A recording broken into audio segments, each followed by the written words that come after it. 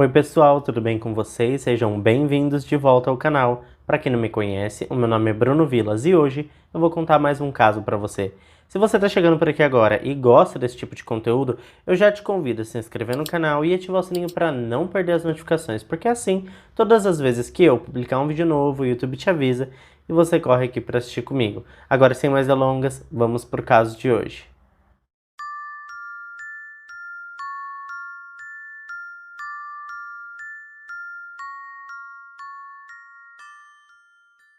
A família Hines era composta por 4 membros e todos moravam em Manheim Township, um município do condado de Lancaster, no estado da Pensilvânia, nos Estados Unidos. Thomas Alan Haynes, de 50 anos de idade, trabalhava como executivo de vendas para uma empresa de suprimentos industriais e era casado com Lisa Ann Haynes, de 47 anos de idade, que trabalhava como professora primária em uma escola local. Juntos, o casal tinha 2 filhos. Meg, de 20 anos, era uma estudante universitária na Bucknell University, e seu irmão mais novo chamado Kevin, de 16 anos, que estudava no segundo ano do ensino médio no colégio Manheim Township High School. De acordo com depoimentos de vizinhos, familiares e amigos, a família era bastante unida e não enfrentava grandes problemas de convivência. Eles eram uma família de classe média alta e os problemas que ocorriam frequentemente eram os do dia a dia, impulsionados geralmente quando se tem um filho adolescente em casa. Ainda assim, embora Kevin gostasse bastante de sair com seus amigos, ele não dava muito trabalho a seus pais e seu comportamento ligeiramente rebelde estava dentro dos limites de tolerância para sua idade. A filha mais velha, Meg, era bastante dedicada aos estudos e trazia muito orgulho a seus pais. Aquela era uma família comum que levava uma vida simples, mas muito completa e cheia de amor. Todos estavam muito felizes porque a Meg passaria alguns dias em casa. Ela utilizava as hospedagens estudantis enquanto estava na faculdade, mas estava em casa quando um acontecimento terrível mudou o rumo da história da família Haynes. Na madrugada de 12 de maio de 2007, por volta das 2h15 da manhã, Meg acordou de repente ouvindo um barulho estranho vindo do quarto de seu irmão. Ela estava um pouco atordoada porque dormia um sono profundo e, além do barulho, ela pôde notar em seguida um cheiro muito forte de sangue. Ela então correu para o quarto de seus pais e as cenas seguintes foram horríveis. Ela se aproximou de sua mãe, que estava bastante ferida e já esvanecendo. Sua mãe pegou em seu braço e balbuciou algumas palavras. Ela suplicou com o último fôlego que tinha que Meg fugisse dali e fosse pedir ajuda. A jovem automaticamente percebeu que não seria capaz de ajudar sua família. Portanto, ela saiu rapidamente dali, atravessou a porta e correu para a casa do vizinho da frente. Chegando lá, ela bateu e gritou até que alguém atendesse ela. Notando o desespero da garota, o vizinho rapidamente ligou para a emergência, solicitando uma ambulância e uma viatura da polícia. Neste ponto, vale dizer que posteriormente a polícia foi bastante criticada pela demora no atendimento da ocorrência.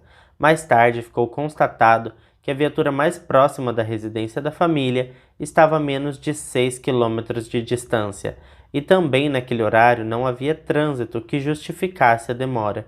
Isso porque a viatura demorou quase 13 minutos para chegar até o endereço da ocorrência. Mais tarde, o xerife da cidade se justificou dizendo que houve uma demora na comunicação interna, mas que esse tempo não impactou na sobrevivência de nenhuma vítima. Ele quis dizer que se a viatura tivesse chego muito mais rápido, ainda assim não haveria muita coisa a ser feita pela família. E por falar em demora no atendimento de ocorrências, pessoal, eu trouxe um caso no canal de uma solicitação que demorou mais de 1 hora para ser atendida. Eu vou deixar um card por aqui e um comentário fixado com o link do caso para vocês assistirem logo em seguida. Bom, pessoal, a polícia finalmente chegou para atender a ocorrência. Assim que entraram, eles encontraram Thomas e sua esposa Lisa em seu quarto, já sem vida. O Kevin foi encontrado no corredor, em frente à porta de seu quarto, e lamentavelmente ele também não resistiu aos ferimentos. Os investigadores foram chamados e analisaram cuidadosamente a cena do crime. Os relatórios emitidos posteriormente demonstraram que havia marcas de sapato que faziam um trajeto bastante curioso. Essas marcas saíram de onde o corpo do Kevin estava caído e se dirigiram para o quarto dos pais e em seguida para o banheiro do andar de cima, onde as marcas de sapato foram encontradas em frente à pia.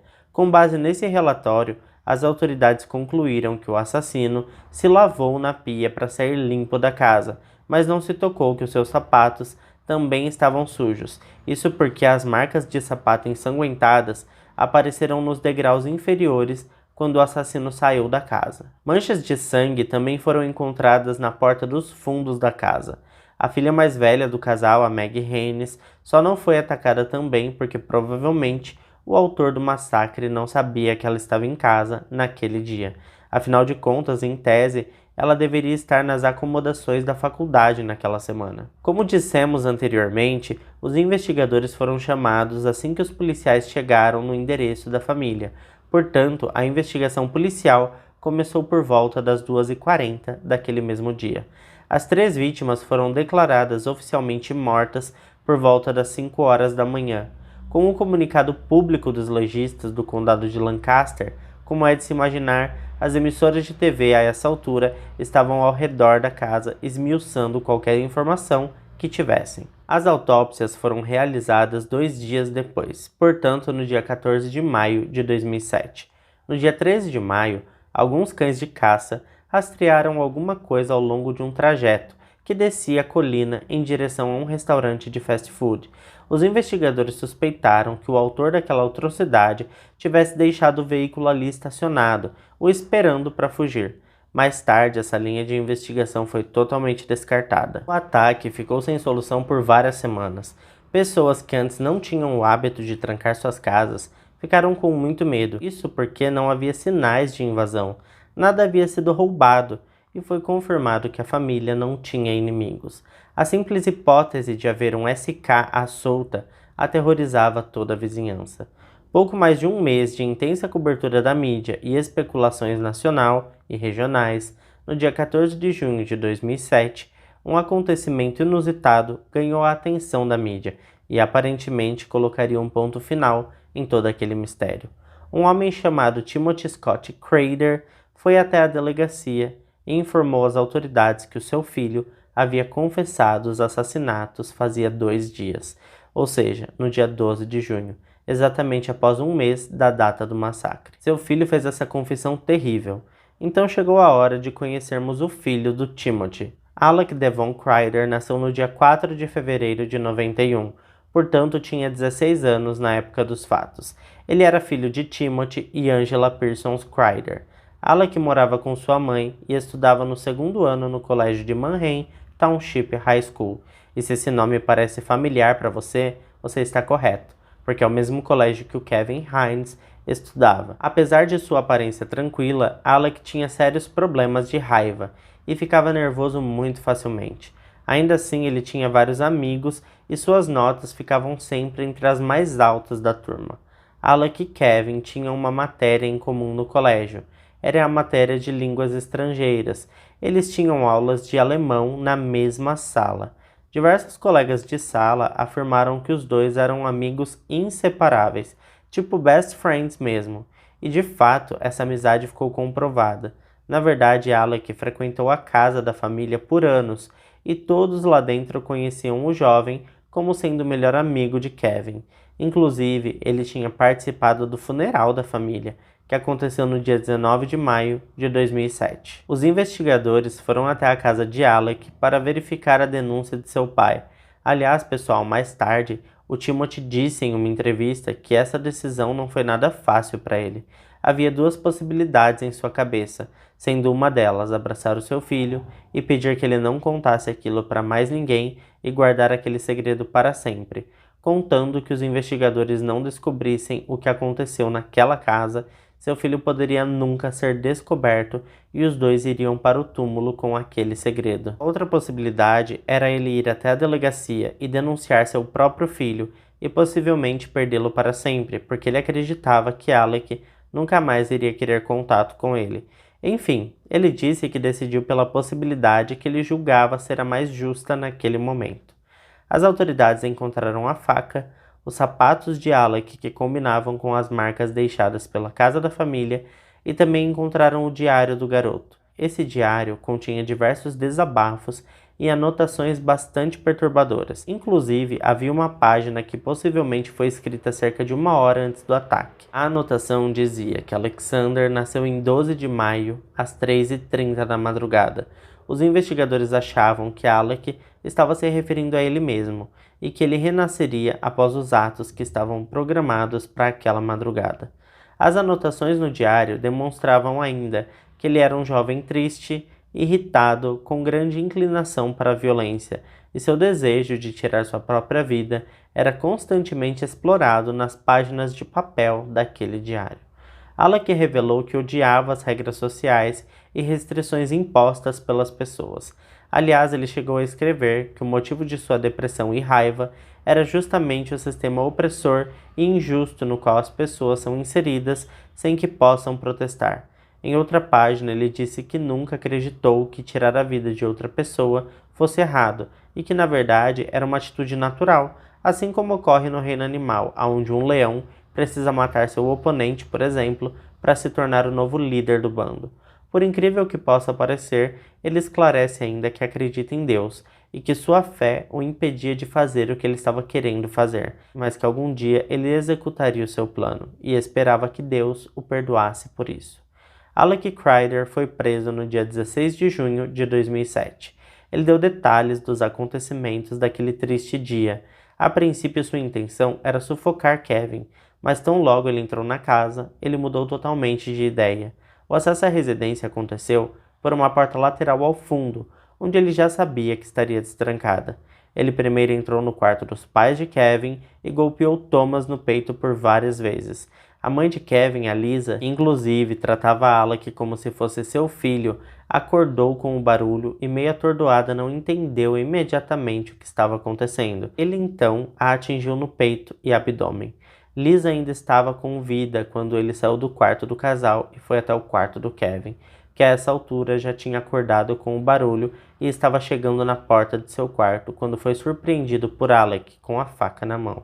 Os dois entraram em uma luta corporal, mas Alec estava determinado a terminar o que ele havia começado. Assim que deu cabo de Kevin, ele voltou ao quarto do casal, onde terminou com a vida de Lisa. Em seguida, ele foi até o banheiro, se lavou na pia e saiu de lá pelo mesmo local que entrou, com o coração acelerado e uma sensação gigante de dever cumprido.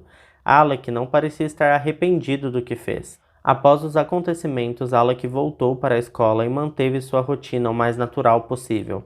Ele e seus colegas foram ouvidos pelos investigadores naquela semana e inclusive apontaram diversos suspeitos, fazendo assim com que os investigadores perdessem tempo interrogando suspeitos que não levavam as investigações a lugar nenhum. Alec acompanhou todo o desenrolar das investigações e a cobertura completa do caso na televisão. Ele não disse o porquê contou ao seu pai o que tinha feito. Ele disse inclusive que caso seu pai sugerisse que eles não contassem o caso a mais ninguém, ele aceitaria deixar isso entre os dois. A família de Alec contratou Robert Bayer como seu advogado de defesa. Robert enfatizou que Alec era apenas um menino e que sua reputação foi destruída assim que ele foi entregue para a polícia. Ele também criticou o excessivo envolvimento da mídia no caso, afirmando que quando ele foi acusado, as pessoas começaram a condená-lo, influenciadas pela péssima repercussão da mídia, e que todos se esqueceram de ponderar que ele era um garoto com sérios problemas e precisava de ajuda.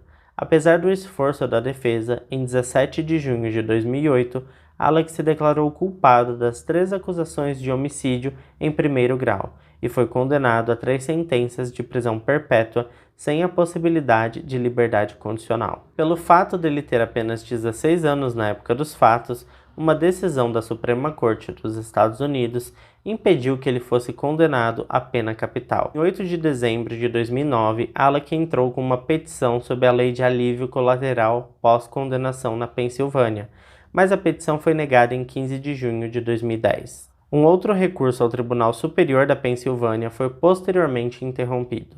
O motivo do massacre não foi esclarecido.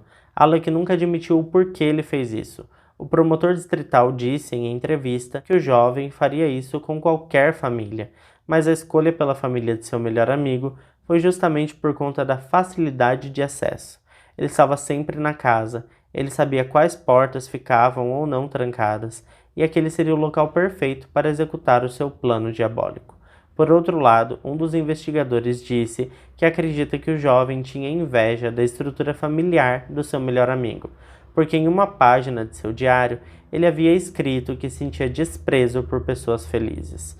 O responsável pelo sistema prisional disse que Alec tinha dito ao seu colega de cela que o fato de Kevin ser seu melhor amigo tinha tornado aquele ataque muito mais interessante, e que se ele soubesse que a Meg estava no quarto dela, ele não teria deixado essa oportunidade passar e teria abusado dela. Esse caso chocou a comunidade e por muito tempo se falou nele. Conforme o tempo foi passando, o caso foi ficando menos falado, afinal o agressor estava preso e cumprindo sua pena. Mas 10 anos depois, a notícia ganhou as capas dos jornais de maior circulação dos Estados Unidos e no mundo. No dia 20 de janeiro de 2017, aos 25 anos de idade, Alec Crider tirou sua própria vida em sua cela de prisão, no condado de Cumberland, na Pensilvânia. Ele foi encontrado desacordado em sua cela e as autoridades prisionais tentaram reanimá-lo, mas não tiveram sucesso. O legista determinou seu falecimento às 4 horas da tarde daquele dia. No momento em que deixou esse mundo, Alec estava entre um grupo de 13 infratores juvenis do condado de Lancaster elegíveis para uma nova audiência. Isso porque havia uma nova decisão da Suprema Corte dos Estados Unidos, em 2012, de que as sentenças obrigatórias de prisão perpétua, sem possibilidade de liberdade condicional, são inconstitucionais para delinquentes juvenis, e também uma decisão de 2016 que fez com que aquela decisão fosse aplicada retroativamente, abrangendo diversos casos parecidos com o de Alec. O condado atrasou o agendamento dessas audiências enquanto aguardava a decisão da Suprema Corte da Pensilvânia. Alec não deixou registrado o motivo pelo qual ele fez isso, mas muitas pessoas especularam que ele não tenha suportado o peso da consciência. E eu quero saber de vocês o que vocês acham desse caso. Será que ele tinha mesmo algum problema ou ele era apenas uma pessoa má? Se você gostou do roteiro e da apresentação desse caso, eu já peço que você deixe o seu like, porque deixando o like eu entendo que você está gostando do conteúdo e me motiva a trazer cada vez mais casos como esse para você. Bom, pessoal, fico por aqui e até o próximo vídeo.